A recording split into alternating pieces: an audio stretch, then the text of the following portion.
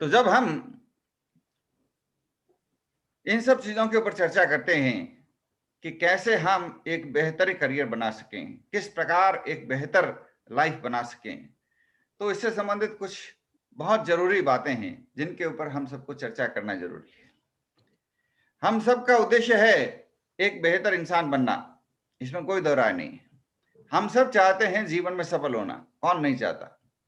हम सब चाहते हैं अच्छी से अच्छी नौकरी हासिल करना, या अगर सीईओ बनना चाहते हैं या अगर खुद का एंटरप्रेन्योर बनना चाहते हैं तो भी अपना अच्छे से अच्छा प्रेजेंटेशन देना, ताकि जिस कंपनी से हम फंडिंग चाहते हैं, जिस कंपनी से हम पैसे लेना चाहते हैं, उससे हमें फंडिंग आसानी से मिल सके। हम सब ये चाहते हैं, लेकिन अब इसके लिए क्या करें? सबसे पहली शुरुआत है, हम इसके लिए एक अपना अच्छा सा सीवी बनाएं, बायोडेटा बनाएं। यहाँ मैं आपके साथ में कुछ बायोडेटा शेयर करना चाहता हूं, अगर ऐसा संभव हुआ तो। शेयरिंग का ऑप्शन इसमें शायद है नहीं, चलो कोई बात नहीं। मैं कभी मौका मिलेगा तो आपको फिर से अलग से दिखाऊंगा बायोडेटा कि किस प्रकार हम अपने बायोडेटा बना सकते हैं, अच्छे इंप्रेसिव बायोडेटा। आप लोग इंटरनेट पर सर्च करिए, आपको भी बहुत शानदार बायोडेटा मिल जाएंगे।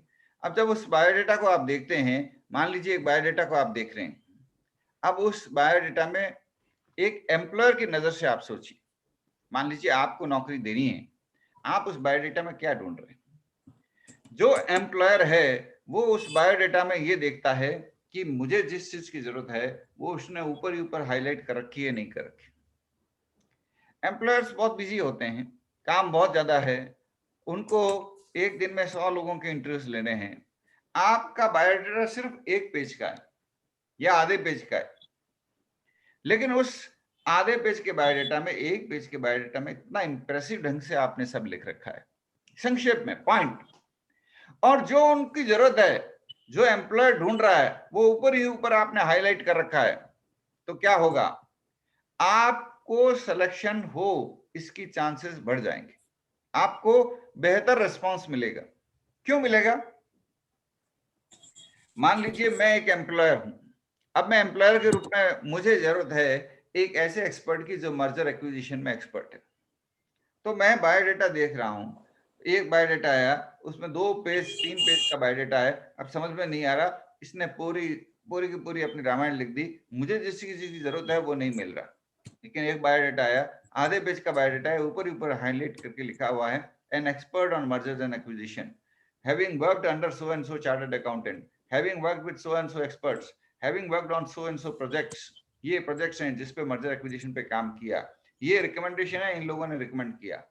अब ये पढ़ते ही मैं एम्प्लॉयर के रूप में सोचूंगा, लेट्स कॉल दिस पर्सन, इस व्यक्ति को बुलाना चाहिए, इससे बात करनी चाहिए।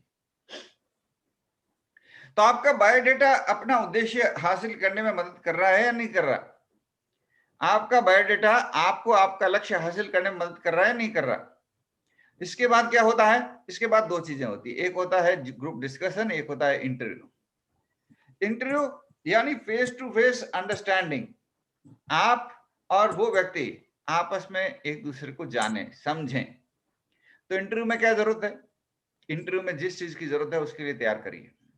सबसे पहला है, अपने अंदर कॉन्फिडेंस डेवलप करिए, कम्युनिकेशन स्किल्स डेवलप करिए। मैंने कई लोगों को इंटरव्यू में देखा है, बहुत झिझकिचाते हैं, हाथ पांव कांपने लग जाते हैं।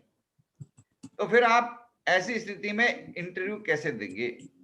इंटरव्यू मतलब आपकी जो स्किल्स हैं, आपकी हैबिट्स है, आपकी नॉलेज है, उनके बारे में दूसरे व्यक्ति को खुल के पता चल सके। वो कैसे होगा?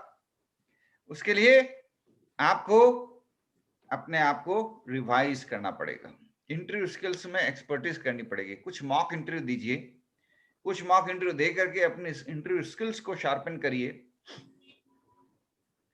जिससे भी आप अनुरोध करेंगे वो मना नहीं करेंगे। आपको जो भी व्यक्ति ठीक लगे उनसे रिक्वेस्ट करिए कि प्लीज मेरा आधे घंटे का या 20 मिनट का या 15 मिनट का एक मॉक इंटरव्यू ले लीजिए। मैं भी ले सकता हूं आपका इंटरव्यू, भले मैं आपके क्षेत्र के बारे में कुछ नहीं जानूं, लेकिन एक एम्प्लॉयर के एंगल से मैं इंटरव्यू ले सकता हूं कि मैं मान लो एम्प्लॉयर हूं, तो मैं आपके अंदर कौन सी स्किल्स ढूंढ रहा हूं, कौन सी हैबिट्स ढूंढ रहा हूं, कौन सा एटीट्यूड ढूंढ रहा हूं, कौन सा नॉलेज ढूंढ रहा हूं। एम्प्लॉयर के रूप में उसके बेस पर मैं आपका इंटरव्यू ले सकता हूँ और उसकी रिकॉर्डिंग करके आपको दे सकता हूँ, ताकि जिससे आप अपने इंटरव्यू को और ज्यादा सुधार सकें बाद में। तो 3-4 बार इंटरव्यू देंगे। कई लोग कम्युनिकेशन में बहुत एक्सपर्ट होते हैं, वो अपनी स्ट्रेंथ तुरंत बता सकते हैं इंटरव्यू में, अपने अंदर क्या खासियत है तुरंत हाईलाइट कर सकते हैं। कई लोग हेजिटेंट होते हैं, शाई होते हैं, वो अपनी स्ट्रेंथ खुल के नहीं बताते। इंटरव्यू वाला कुछ भी पूछता है वो बोलते ही नहीं है, हिचकिचाते हैं। तो फिर इस इंटरव्यू का पर्पस पूरा नहीं हुआ। फिर सामने वाले व्यक्ति को कैसे पता चलेगा कि आप में क्या हुनर है, क्या किया जाए। आप चाहें तो अपने इंटरव्यू से सामने वाले को इंप्रेस कर सकते हैं ना, और फिर वो व्यक्ति आपको सेलेक्ट करेगा। तो फिर इसके लिए क्या करें? इसके लिए अपने कम्युनिकेशन स्किल्स को एनहांस करने के लिए, अपनी प्रेजेंटेशन को एनहांस करने के लिए थोड़ी सी प्रैक्टिस चाहिए, थोड़े से मॉक सेशंस चाहिए। ये जरूरी है। आप खुद सोचिए, अगर आप एम्प्लॉयर की जगह हैं, सामने वाले व्यक्ति आपके पास आया, वो कुछ बोल ही नहीं रहा, वो कुछ बता नहीं रहा अपने बारे में, कुछ पूछने पे जवाब नहीं दे रहा, तो आप कैसे उस व्यक्ति को अपॉइंट करेंगे अपनी कंपनी में? अब वो कुछ बोल रहा है, खुल करके कॉन्फिडेंटली आपके साथ में चर्चा कर रहा है, तब एक एम्प्लॉयर के रूप में आपका कॉन्फिडेंस बनेगा कि हाँ, इस व्यक्ति को नियुक्ति दी जा सकती है। क्यों मैं सही कह रहा हूं? तो क्या करना है? इंटरव्यू में अपनी स्ट्रेंथ्स को हाईलाइट करना है। आपकी वीकनेसेस को भी छुपाना नहीं है। आपकी वीकनेसेस भी कई बार आपकी स्ट्रेंथ बन सकती है। आपके अंदर जो वीकनेस है, जो आपकी वीकनेस है, हो सकता है वो भी आपके इंटरव्यू में आपकी मदद ही करे, आपकी स्ट्रेंथ के रूप में आपको बताए। मान लीजिए आपको कहीं पर भी कमी बर्दाश्त नहीं होती, आप परफेक्शनिस्ट है। आपकी वीकनेस ये हो जाती है कि आपको गुस्सा आ जाता है, लेकिन ये परफेक्शनिस्ट होना आपकी ताकत भी बन सकती है।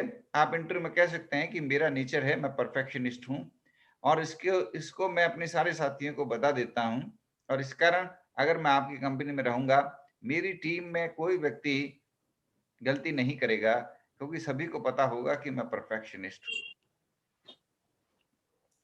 तो हो सकता है आपकी वीकनेस है, लेकिन हो सकता है यही वीकनेस आपके सिलेक्शन का कारण बन जाए।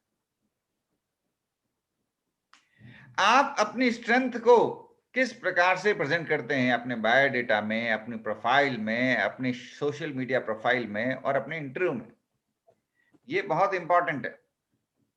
आपकी जो आपने अपनी जो बात रखी इंटरव्यू में, उसमें आपने अपनी स्ट्रेंथ के बारे में बताया कि नहीं बताया? किस तरह से बताया? आपके पास बहुत ज्ञान है, लेकिन जब तक आप उस ज्ञान के बारे में चर्चा नहीं करेंगे, लोगों को नहीं बताएंगे, किस तरह से उसको प्रेजेंट करना है वो नहीं दिखेंगे, तो फिर कैसे पता लगेगा सामने वाले व्यक्ति? मैं एक बार एक इंटरव्यू ले रहा था। अब इंटरव्यू ले रहा था, तब एक व्यक्ति जो इंग्लिश टीचर का इंटरव्यू देने आया था, उसने मुझे बताया कि साहब मैं गांव के अंदर स्कूल में पढ़ाता था। उन बच्चों को जिनको अंग्रेजी बिल्कुल नहीं आती थी, उनको सिर्फ एनकरेज करके, लगातार मोटिवेट करके मैं 6 महीने में इंग्लिश बोलने लायक बना देता था।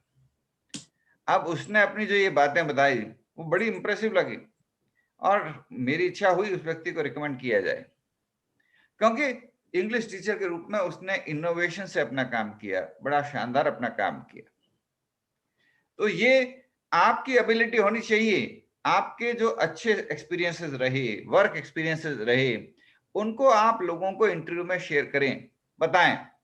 कुछ बातें कॉन्फिडेंशियल रखनी पड़ती है, वो मत शेयर करें, लेकिन जो बातें आप बता सकते हैं वो बताएं, जिससे सामने वाले व्यक्ति को पता लगे कि अरे आप ये काम कर सकते हैं, आपने ये काम किया है, और इस प्रकार आपके सिलेक्शन के चांसेस बढ़ जाएंगे।